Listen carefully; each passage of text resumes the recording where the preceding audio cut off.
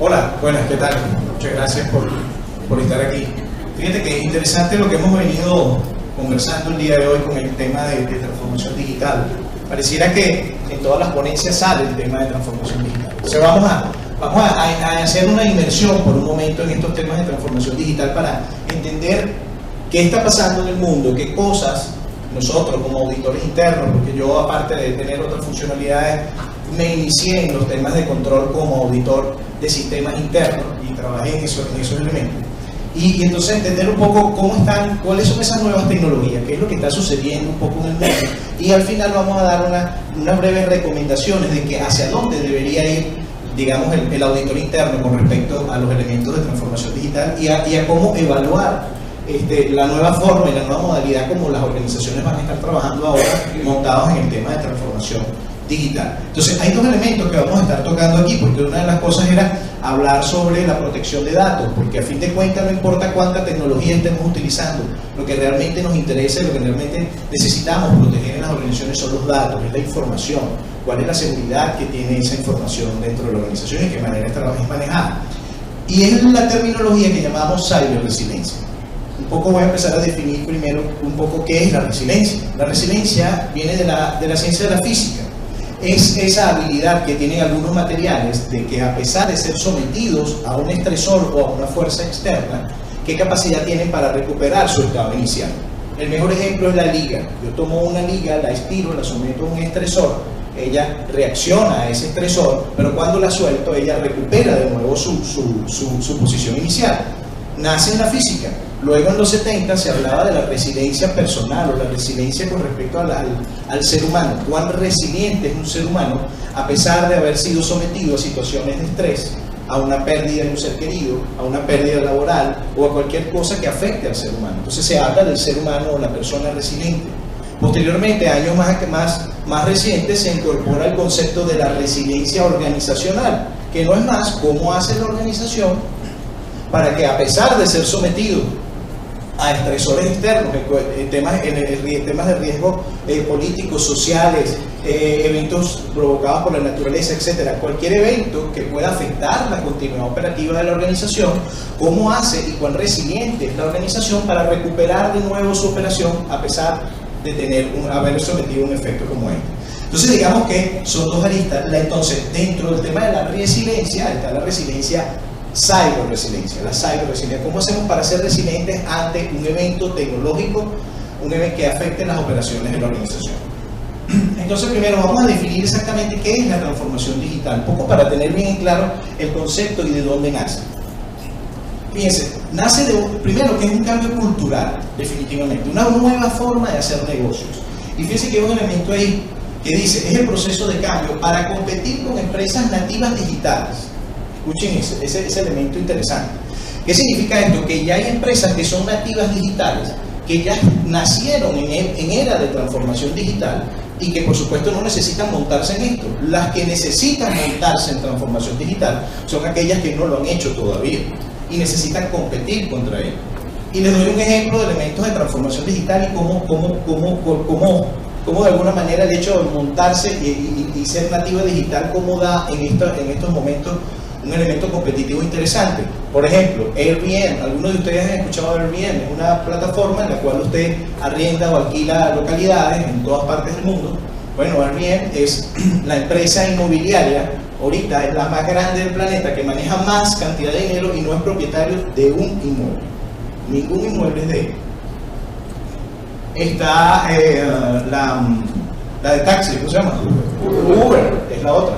No son propietarios ni de un taxi, pero se montaron en un nuevo modelo de negocio apoyado y avalado en la tecnología que les permite, por supuesto, competir con personas del mismo sector e incluso superarlo. Entonces, vamos a notar exactamente qué es el tema de transformación digital, qué está sucediendo y qué hemos visto con esto en estos temas académicos que me ha tocado participar.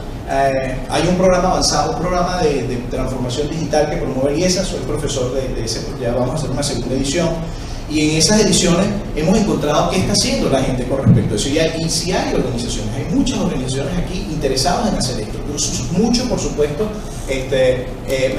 emprendedores que están ya, empresas que están naciendo en el tema de transformación digital, es decir, ya están naciendo como empresas digitales. La siguiente. Los siguientes elementos de la tendencia, hablando de tendencias tecnológicas, es la industria 4.0. Voy a hablar brevemente qué significa la industria 4.0.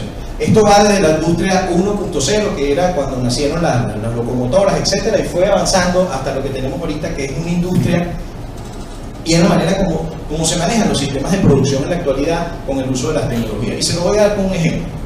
Existen en la actualidad una serie de etiquetas que tienen una antena de radiofrecuencia, una etiqueta, y usted se la pone a un producto, una etiqueta de papel, y usted la ve y es de papel.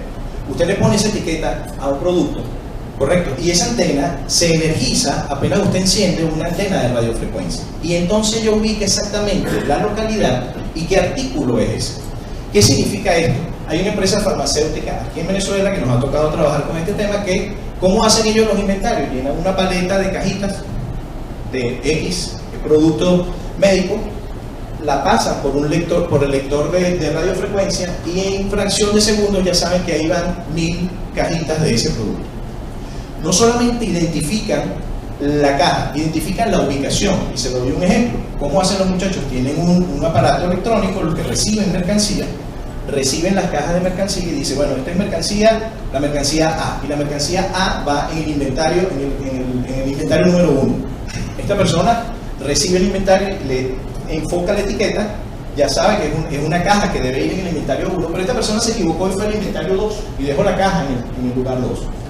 Cuando trata de darle acceso al sistema, el sistema no le deja, porque el sistema hace una paridad entre la localidad, porque hay una antena que identifica la localidad, y una antena que identifica el producto, y una antena que identifica a la persona que está haciendo el registro. Entonces fíjense esto, toda la trazabilidad que hay. Y le dice, no, este va en el almacén número 1. Cuando la persona llega al almacén número 1 y da el ingreso, le acepta el ingreso. ¿Es la persona adecuada para llevar la mercancía? Sí. ¿Es la mercancía adecuada? Sí. ¿Está en la ubicación adecuada? Sí.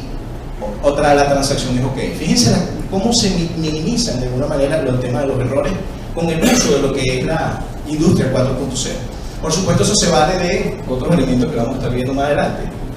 El Internet de las cosas y otros elementos. Fíjense, la computación en nube. Hemos hablado mucho de computación en nube. No es más que, ¿qué sucedió? Incluso para abaratar costos del tema tecnológico, a alguien se le ocurrió una brillante idea de decir, yo voy a prestar servicios de colocation, o sea, el equipo yo lo voy a colocar en un lugar en la nube y yo voy a arrendar espacio en disco y voy a arrendar memoria y voy a arrendar procesamiento. Y se convirtió en un excelente negocio. Cuando antes la gente decía, no, eso es inaudito, ¿cómo te vas a llevar mi servidor? Si yo tengo mi servidor aquí, yo tengo mi data center aquí, y al dueño del negocio le gusta ver su data center, su equipo allí. No, resulta que ahora no, la cosa cambia, ahora el equipo no está ahí. Lo que tú tienes es arrendado una localidad en la nube, en donde tienes procesamiento y tienes todo eso. Fíjense algo, la tecnología en la nube no es una tecnología, ya no es una tecnología de transformación digital, no es una disrupción digital. Ya dejó de serlo, ese es otro elemento. Fíjense que cada vez que nosotros hacemos la edición del tema de transformación digital nos encontramos con ese tema, porque cuando hablamos de tendencias tecnológicas y hablamos de computación en nube estamos diciendo un poco de mentira, porque ya la computación en nube es un habilitador de la transformación digital, o sea, es un commodity, o sea, que si no existe la nube no existe todo lo demás. O sea, ya llega un momento que hay un avance tal que en algún momento la inteligencia artificial ya no será una disrupción tecnológica, será normal, regular, lo tendremos todos al alcance de esto. El otro elemento que hemos hablado bastante, la inteligencia artificial, es el estudio y creación de sistemas computarizados que manifiestan cierta forma de inteligencia, parecida por supuesto al ser humano y toma decisiones. Esos temas de inteligencia artificial permiten tomar decisiones desde lo que estábamos hablando, lo que habían conversado. Bueno, me sucedió una empresa que maneja alimentos aquí en Venezuela, hace una distribución, tiene una serie de tiendas y tiene todo su sistema de compras, etc. Bueno, resulta que ellos fueron objeto, un poco, me voy a adelantar un poco, de los riesgos. Ellos fueron objeto de un secuestro de información.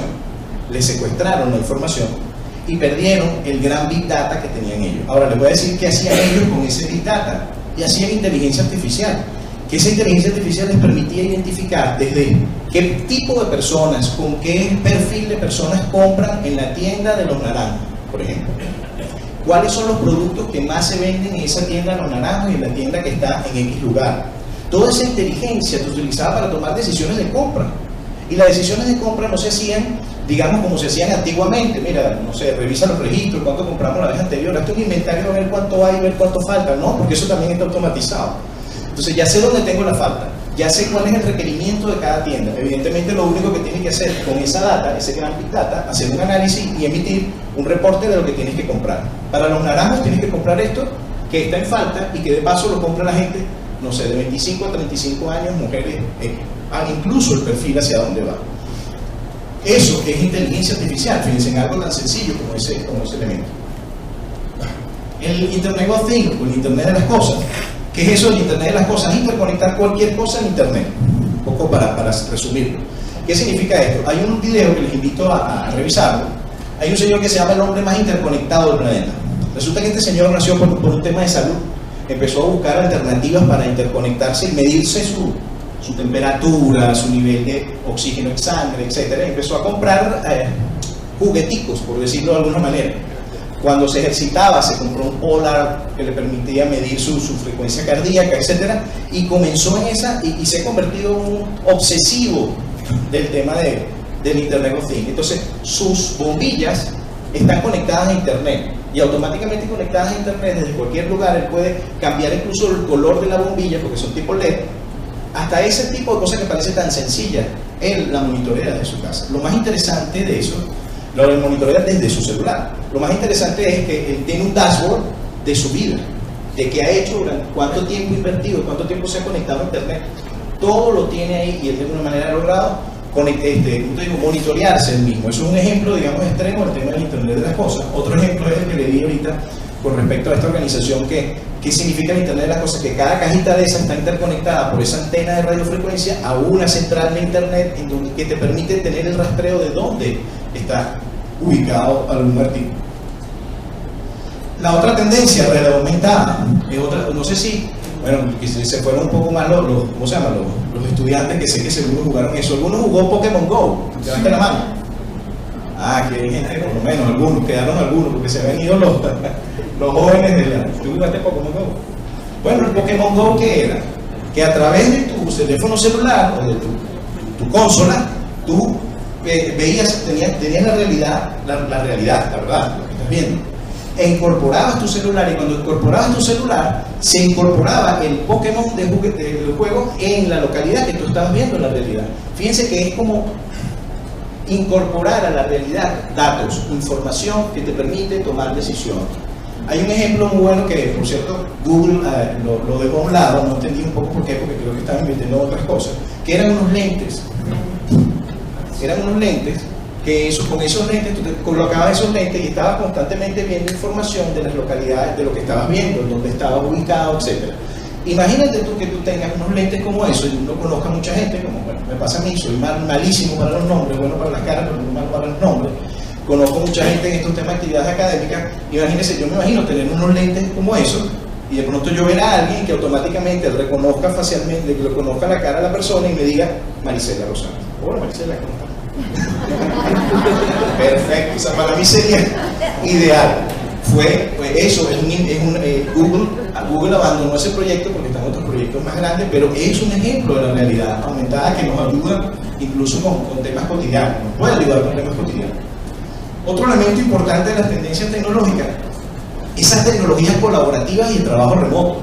O sea, ya tenemos un Google Drive donde puedes compartir datos desde ahí hasta videoconferencia, etc. Son ese tipo de cosas, o sea, gestión de grupos, entornos de trabajo, comunicación, videoconferencia y gestión de tareas. Incluso hay herramientas en la red en donde tú puedes tener un equipo de trabajo, y nos ha tocado trabajar. Yo he trabajado en proyectos que hemos estado en Ecuador y he trabajado con una persona que está en Chile y otra persona que está en Venezuela, sin ningún problema, sin ningún inconveniente con estas tecnologías colaborativas.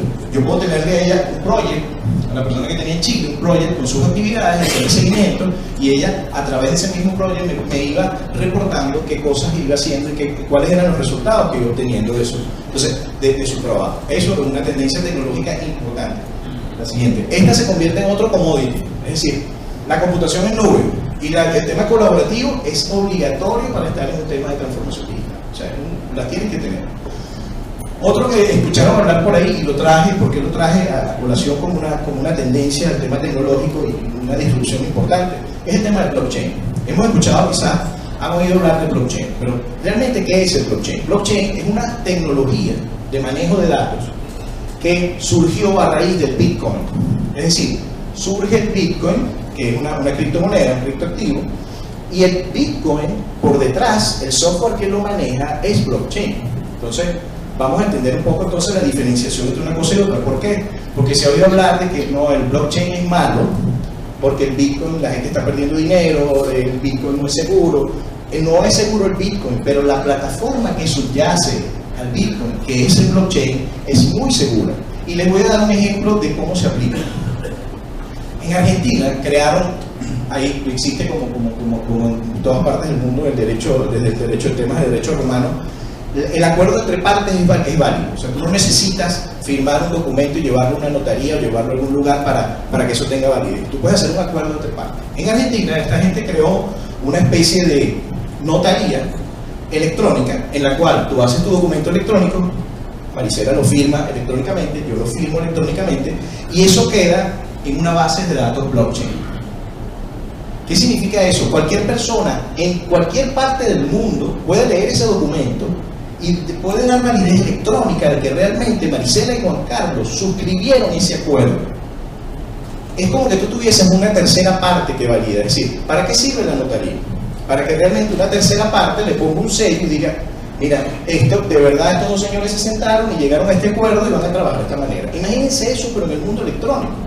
Entonces ha resultado fascinante, ha resultado una idea excelente, cómo funciona y por qué es bueno. Y una de las cosas lo traje como ejemplo porque sé que para nosotros que manejamos el tema de control y riesgo, es importante saberlo. Esto es un libro de registros distribuidos, que uno de los temas es que te da pruebas de que haya manipulaciones a los datos. ¿Cómo lo hacen? Se lo voy a explicar. Imagínense que Juan Carlos y Marisela establecen un acuerdo. Vamos a hablar de criptomonedas. Marisela me compra un Bitcoin a mí. Queda un registro. Marisela Rosales le compró a Juan Carlos González el día tal un Bitcoin. Perfecto. ¿Qué quiere decir? Que Marisela tiene menos un Bitcoin y Juan Carlos tiene un Bitcoin. ¿Correcto? Y eso queda en ese registro, pero no se queda en un solo registro. Lo innovador que hizo, no me acuerdo el japonés, hizo el Satoshi, se llama apellido Satoshi, porque la unidad de medida mínima del Bitcoin es el Satoshi, que es 0,0008 Bitcoins. Ok, entonces queda ese registro ahí.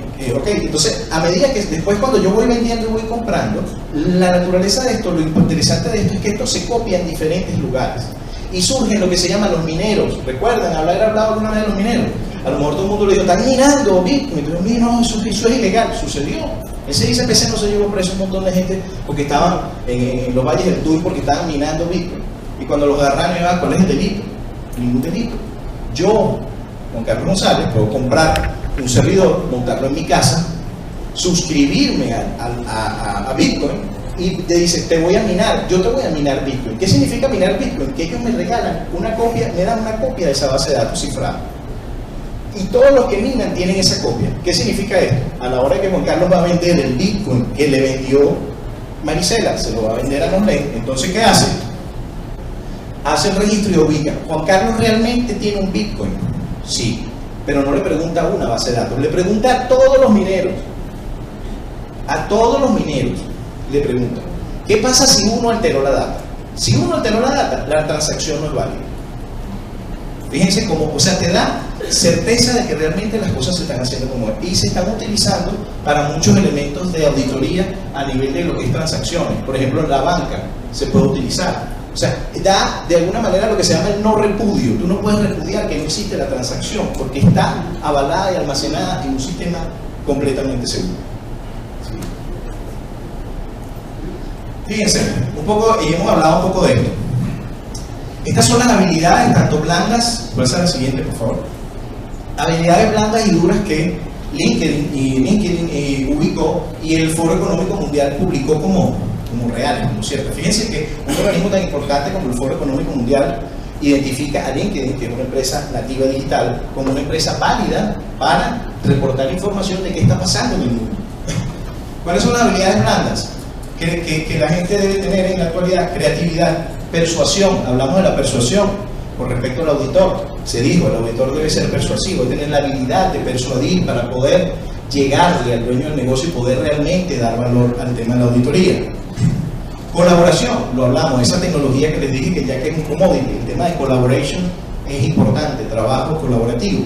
Adaptabilidad, porque los cambios ocurren muy rápido, y el tema de manejo de tiempo. Fíjense que son 5 elementos de las habilidades blandas. Las habilidades duras, fíjense que estamos hablando de cloud computing, ya estamos hablando de cloud computing como una habilidad necesaria, o sea, necesitamos que la gente... Ahora, tampoco quiero confundir aquí que es que todos tenemos que aprender cómo se maneja el cloud y tal, o sea, no se angustien por eso. O sea, ahorita la tecnología, yo soy tecnólogo, a mí me tocó mis primeras etapas de mi tema profesional programar, y yo sé lo que es diseñar código. Pero realmente lo que se requiere para este tema no es entender la filosofía, el cómo trabaja. Actualmente el desarrollo de aplicaciones es muy sencillo, se hace a través de Wizard, tú no necesitas un erudito del tema tecnológico. Y lo que se requiere, o requiere uno como auditor interno para estos temas, es cómo se maneja, cómo se maneja el tema cómo funciona, cuál es la estructura, y eso es sencillo ubicar. Inteligencia artificial lo ubican como un tema duro que debe tener las personas. Razonamiento analítico, aquí entra el tema del Big Data. Y ahí es donde de alguna manera, el compañero dijo por ahí que iban a desaparecer los auditores financieros. No se asusten, no, porque la habilidad, el know-how, yo siempre lo digo, el know-how es lo que realmente vale. A mí me suceden estos temas académicos que a veces hasta me dicen, mira, tú das mucha información en cursos y ese tipo de cosas.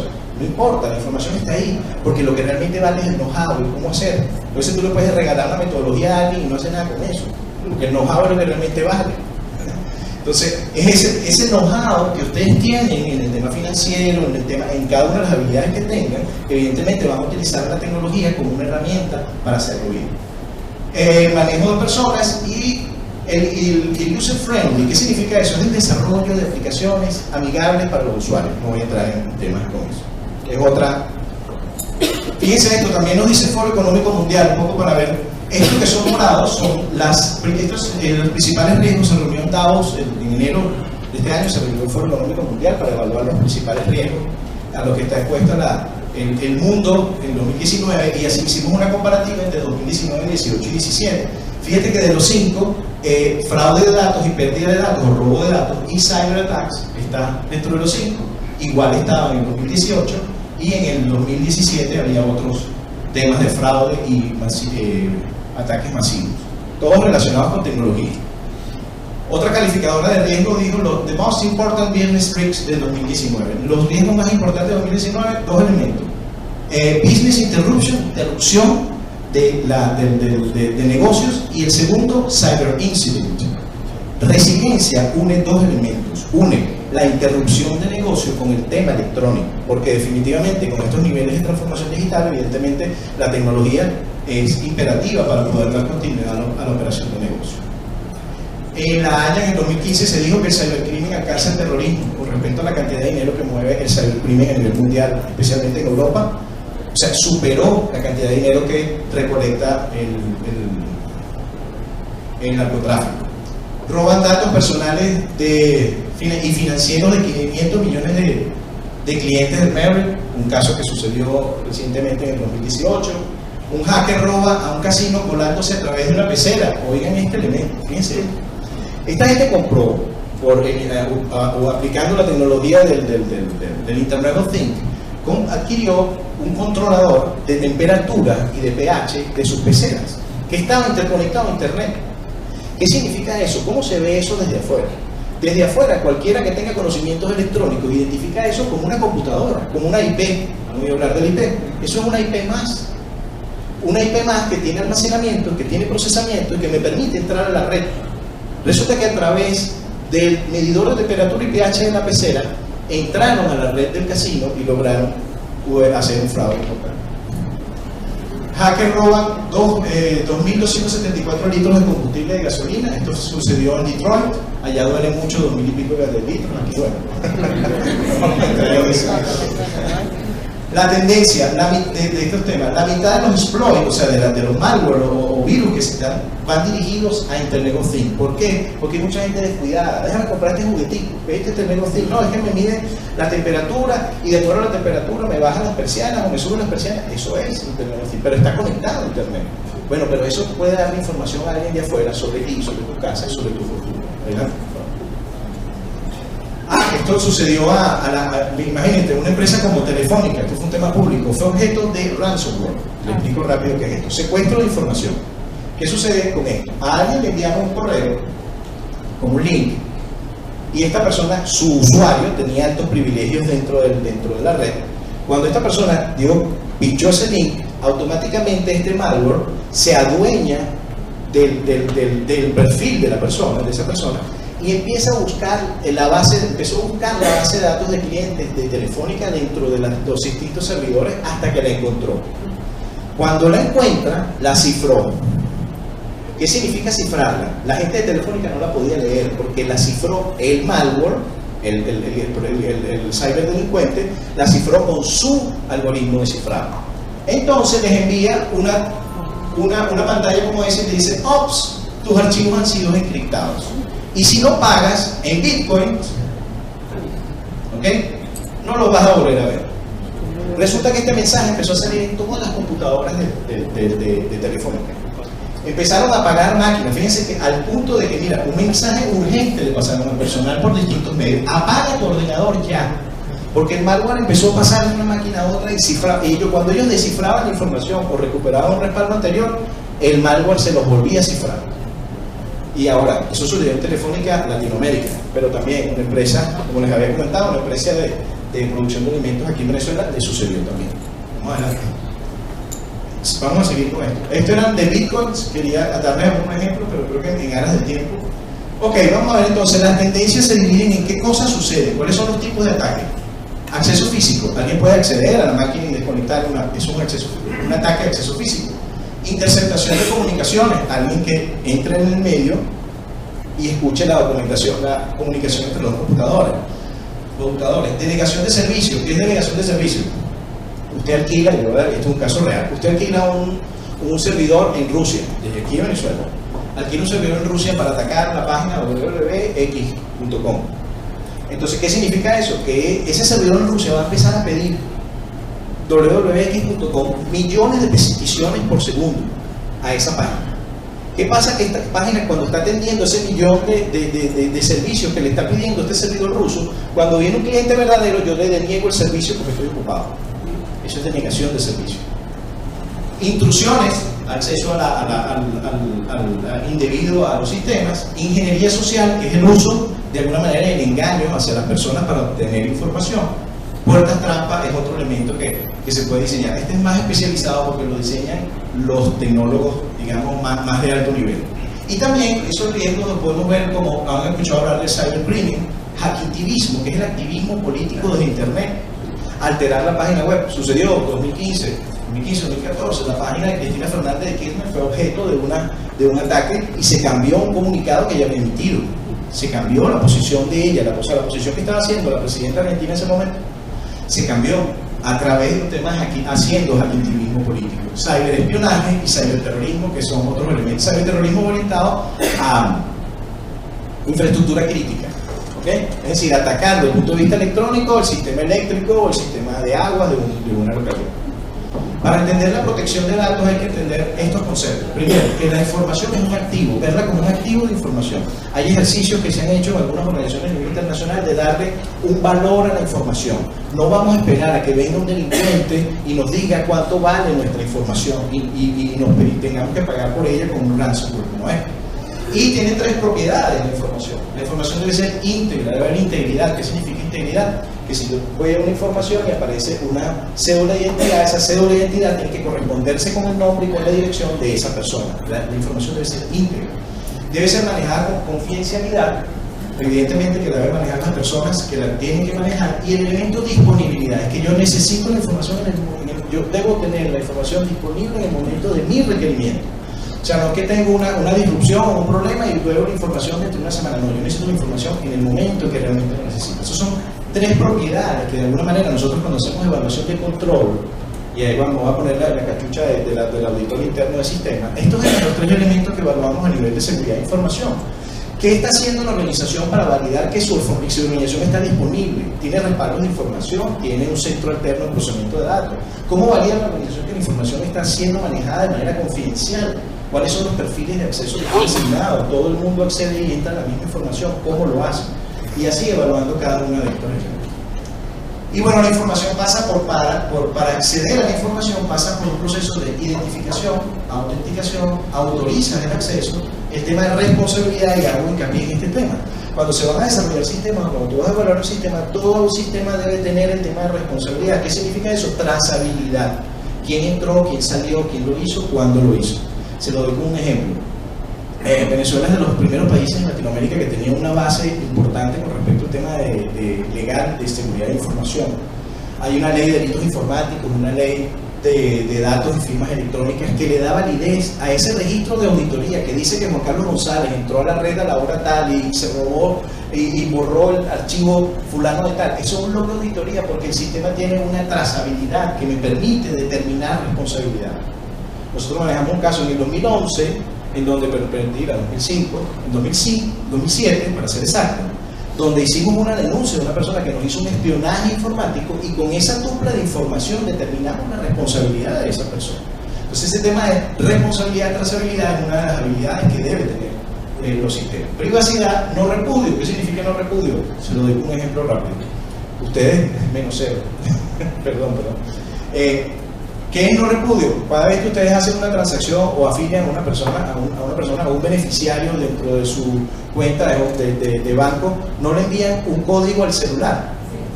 Eso es una operación de no repudio. Es decir, están validando, primero, que validaron tu password, porque tú entraste con tu usuario y tu password a la página. Y estoy haciendo un segundo factor de autenticación. Estoy validando que ese celular que tú tienes en el bolsillo, lo tienes en el bolsillo, viste el código y me lo diste para poder aprobar la transacción. Tú no puedes repudiar esa transacción. Pero fíjate que es un elemento de control que deberían tener los sistemas, ¿verdad? ¿Qué debemos hacer? Un modelo de gestión de ciberresiliencia. Definir roles y responsabilidades dentro de la organización. Esto es un poco para entender cuáles son los controles que deben implementarse. ¿Cuál es la responsabilidad de tecnología? ¿Cuál es la responsabilidad de los propietarios de la información? ¿Cuál es la responsabilidad del auditor con respecto a la seguridad de la información? Gestionar los riesgos tecnológicos, que eso forme parte, por supuesto, evidente del tratamiento de riesgo de la organización. Obtener una política de ciberresiliencia o de política de seguridad de la información bien establecida, bien definida y con base a estándares internacionales. Clasificar la información. ¿Cuál es la información confidencial, secreta, pública y privada? Y no solamente clasificarla, sino que le estén dando el adecuado uso. Si es una información confidencial, debe trabajarse de la manera que la organización lo requiere de acuerdo a su nivel de clasificación. Control de cambios, y lo hablaron mucho por ahí. Nos dijo nuestra amiga, hicieron un cambio en un sistema y el señor de operaciones no lo sabía. Esa gestión de control de cambios, sobre todo de la plataforma tecnológica, el auditor tiene que estar ahí y tiene que entender y conocer que el cambio simple de una plataforma, mira, la desconexión de un equipo por obsoleto puede provocar la caída. Lo viví en muchas ocasiones. Algo que se creía que estaba desconectado, mira, lo vamos a desincorporar, resulta que provoca una caída de un servicio tecnológico. Entonces es importante que participemos en eso y evaluemos los cambios sobre la plataforma. Por supuesto, validar los elementos de seguridad física y medio ambiente, donde están los servidores, etc. ¿Por qué? Porque podemos ser objeto de un ataque físico. A nosotros nos sucedió entre una persona que estaba molesta con la organización, tenía acceso a un rack, ni siquiera el data center, y lo primero que hizo fue que una de las cosas que se le ocurrió es empezar a desconectar toda esa maraña de cables. Imagínense cuánto demora un técnico después de pegar esos cables otra vez y ver que este paga el cable con el otro, etc. Entonces, es un tema de la seguridad física, es otro elemento. En la continuidad de negocio, ¿qué significa eso? Que pasa así, las operaciones que son evidentemente tecnológicas se paralizan porque hay una disrupción o hay un evento. ¿Cómo recupero la continuidad operativa? Debo crear conciencia y capacitar al personal con respecto al tema de seguridad de la información. Nosotros acostumbramos a hacer una charla a todo el personal que llegaba a las organizaciones donde yo trabajaba para un poco disuasivamente que ellos entendieran cuáles eran los controles y cuáles eran las políticas de seguridad de la información de la organización, y el tema de monitoreo de seguridad, que evidentemente es ver electrónicamente qué cosas están sucediendo. ¿Cuáles son los retos para la auditoría? Falta esta lámina y otro. Uno, la necesidad de resolver riesgos inherentes al entorno digital. El entorno digital nos está trayendo un reto de que tenemos unos riesgos totalmente diferentes a los que veníamos manejando en otras ocasiones. Otro reto, gestionar el cambio. ¿Gestionar el cambio en quién? En nosotros mismos como auditores. Si entendíamos la cosa de una manera, ahora tenemos que abrir un poco más la mente y entender, y bueno que el amigo lo dijo, el tema de los auditores de sistema. Yo fui auditor de sistema y yo me sentí ese bicho raro que estaba guardado en un lugar, ¿sabes? Que estaba ahí guardado en un lugar y que solamente te llamaban porque necesitaban un apoyo con Excel. Excel, o sea, hay que entenderlo. Pero entonces, ¿qué sucedió? Sin ser jactancioso, pero yo entendí un poco la necesidad. Les doy un ejemplo rápido. Una empresa de seguros estaba haciendo, algunos trabajan con seguros. En los seguros planifican y calculan lo que se llama las reservas de prima. El nivel de las reservas de prima de una empresa de seguro determina su nivel de estabilidad de la empresa de seguro. ¿Qué sucedió? Que cuando yo iba a hacer la evaluación con el auditor financiero, me acerqué con él y yo le dije, mira, ¿qué es material para ti? Porque yo sabía que los auditores financieros hablaban de materialidad. ¿Qué es material para ti? Por ahí me meto. Entonces me dijo, para mí es material, vio la balance así, las reservas de prima. ¿Por qué? Léete ahí, me dio un catapazo de cosas ilegales. Lo empecé a leer, lo interpreté. Entonces dentro de la interpretación decía que para el cálculo de las primas de seguro, de las reservas de prima, tenía que ir libres de primas anuladas y solamente las primas activas del mes. O sea, había una serie de condiciones. Resulta que esas condiciones legales, yo las comparé contra las condiciones que tenía el sistema y resulta que no cumplían. Resulta que estaban considerando primas anuladas en el monto de la reserva de prima. Yo levanto la bandera, le digo al socio cuando ve eso, la diferencia era en aquel momento como 69 millones de bolívares. ¿Cuál era el efecto que eso tenía? Que ese monto nuevo de reservas de prima, menor en 69 millones de bolívares, le bajaba la calificación de la empresa de seguro. Entonces fíjense cómo un elemento tecnológico de un valor importante, que sucedió, un poco anécdota, era alguien que se puso de acuerdo con la persona de tecnología, hicieron este cambio porque la persona de planificación no quería que se afectaran sus objetivos y estaba abultando las reservas de prima. Entonces fíjense, cuando nosotros llevamos esto a la presidenta de esa organización, que le decían la Thatcher, por cierto, que ella decía que ella trabajaba con la evaluación del personal, con el informe de auditoría y otra cosa, 3 cosas que ella decía que con eso ella manejaba la organización. Cuando le llevamos ese informe, por supuesto, rodando cabeza. Eso es una forma de darle valor a la auditoría, que yo conseguí darle valor a la auditoría de sistemas para que el auditor financiero dijera, oye, eso es importante, porque eso pega en una manera. Gestionar ese cambio, incremento en el volumen de información a gestionar, el Big Data. Vamos a tener demasiada información que gestionar en realidad. Protección y privacidad de datos, elementos de seguridad, fiabilidad y disponibilidad de la información para la ejecución de la auditoría. Eso es otro elemento importante. A lo mejor podemos tener mucha información, pero no está bien clasificada, no está bien organizada y no sabemos si es fiable para poder tomar decisiones. Necesidad de inversión en herramientas que faciliten la tecnología, si quieren pasar a la otra, es otro de los elementos. El tema de inversión tecnológica está pegando. Para finalizar, ¿qué beneficios tiene el auditor interno con este tema de la transformación digital? Primero, una posibilidad de trabajar no solo con la muestra, lo digo nuestro amigo, con la población completa, dame acá el universo completo, porque tengo la posibilidad y un procedimiento automatizado que me permite ver la población completa, no necesariamente una muestra. Uso de modelos analíticos de datos que nos permiten ver y de alguna manera visualizar no solamente toda la información, sino el comportamiento de la información. Nos da una mayor eficiencia en la ejecución de la auditoría, evidentemente, estoy siendo mucho más eficiente, voy a mejorar la calidad de los resultados, voy a dar mayor valor al auditado de alguna manera, porque voy a tener una capacidad y una amplitud de análisis mucho mayor, porque voy a poder evaluar grandes cantidades de datos.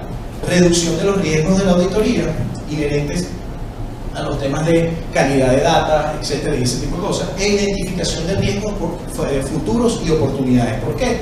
Porque estamos evaluando la organización en caliente, ya no estamos haciendo, como habían dicho, vamos a evaluar lo que se hizo el mes pasado. No, yo estoy en caliente, y en caliente puedo identificar esos riesgos futuros y esas oportunidades que puedan tener.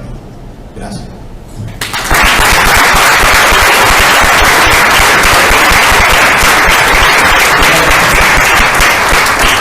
No lo digo yo, lo dice Charles Darwin. No es la especie más fuerte la que sobrevive ni la más inteligente, sino la que mejor responde al cambio. Vamos a cambiar. Gracias.